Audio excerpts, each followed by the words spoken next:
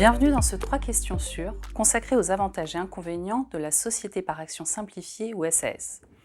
Alors que la SAS fête cette année les 30 ans de sa création, puisqu'elle a été créée en 1994, elle est aujourd'hui la forme sociale la plus utilisée en France, devançant la SARL.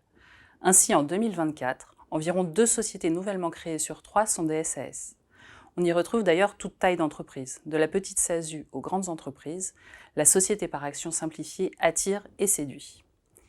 Vous nous avez interrogé sur l'intérêt du choix de la SAS d'un point de vue juridique, mais aussi sur la désignation du président et sur les clauses d'exclusion des associés.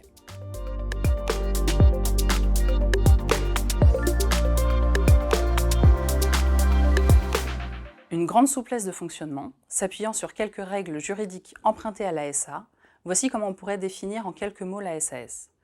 En effet, la SAS offre de nombreux avantages juridiques, ce qui explique d'ailleurs son attractivité croissante. Parmi ces petits plus qui font la différence, on peut ainsi énumérer l'absence de capital minimum. Il est possible de constituer une SAS avec 1 euro, à la différence de la SA par exemple, pour laquelle un capital minimum est requis.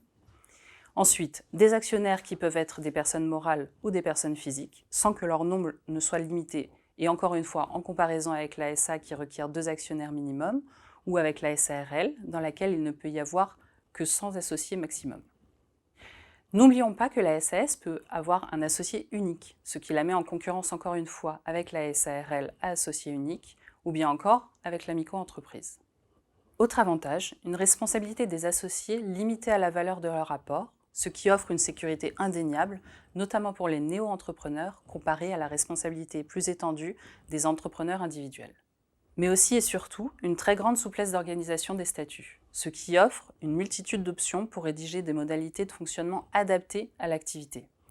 Organes dirigeants ou de surveillance sur mesure, aménagement des modalités de décision des associés, adaptation du système de gouvernance à la place de l'entité dans un groupe, filiale, société mère, etc., aux perspectives d'évolution envisagées, etc.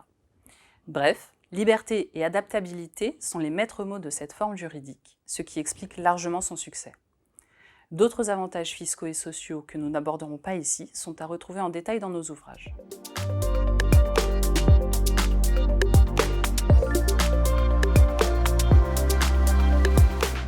Même si la liberté contractuelle est de mise et que les associés déterminent librement les modalités de gouvernance de la société, la figure du président est incontournable dans la SAS. C'est lui, le président, qui représente et engage la société vis-à-vis des tiers. Il est nommé selon les conditions fixées dans les statuts et il n'est pas possible d'avoir une SAS sans président ou d'avoir une SAS avec plusieurs présidents. Ainsi, à la différence de la SARL, il n'est pas possible de prévoir des coprésidents. Pour autant, il est toujours possible de prévoir dès la création ou en cours de vie sociale, lors de modifications de statut, des organes de gouvernance autres, comme des directeurs généraux, des conseils de surveillance, des conseils de direction, etc. Les possibilités sont multiples, mais elles doivent être inscrites dans les statuts. Et s'il existe des actes en dehors des statuts, actes qui régissent par exemple les conditions de révocation, ceux-ci ne peuvent être contraires aux statuts. Ainsi, pour en revenir à la question de Marion, au regard de la grande liberté laissée dans le fonctionnement de la SAS, il est possible de prévoir nommément un président suppléant si le président actuel venait à disparaître. L'ANSA a d'ailleurs rendu un avis en ce sens. Ainsi, le successeur peut être nommé à l'avance, soit par les statuts eux-mêmes, soit par les décisions qui nomment le président.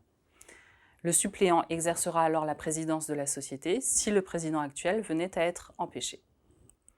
Notons également qu'il est possible de prévoir une présidence tournante et d'en organiser les modalités dans les statuts.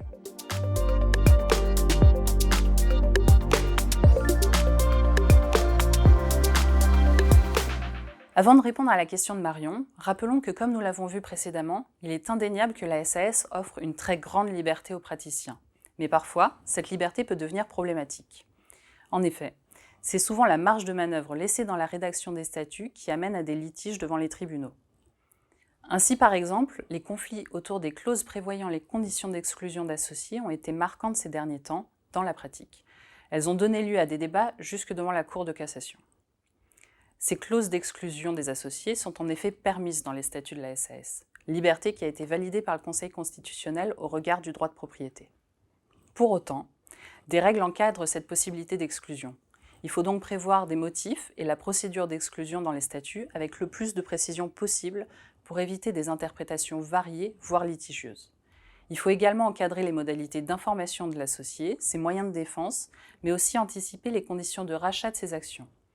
Et s'il est prévu que la décision d'exclusion est prise par la décision collective, les statuts ne peuvent pas interdire à l'associé dont l'exclusion est envisagée de voter sur cette proposition. Notons enfin que la liberté offerte par les statuts des SAS ne prive pas de tout intérêt les autres contrats annexes, comme le pacte d'associés, qui peuvent organiser par exemple des clauses de changement de contrôle. En effet, les statuts étant publics, les pactes d'associés gardent l'avantage de la confidentialité de leur contenu, puisqu'ils ne sont pas publiés au registre du commerce et des sociétés. Nous vous remercions d'avoir regardé cette vidéo, et pour plus de détails, nous invitons nos abonnés à consulter notre ouvrage « Le memento de la SAS et de la SASU ».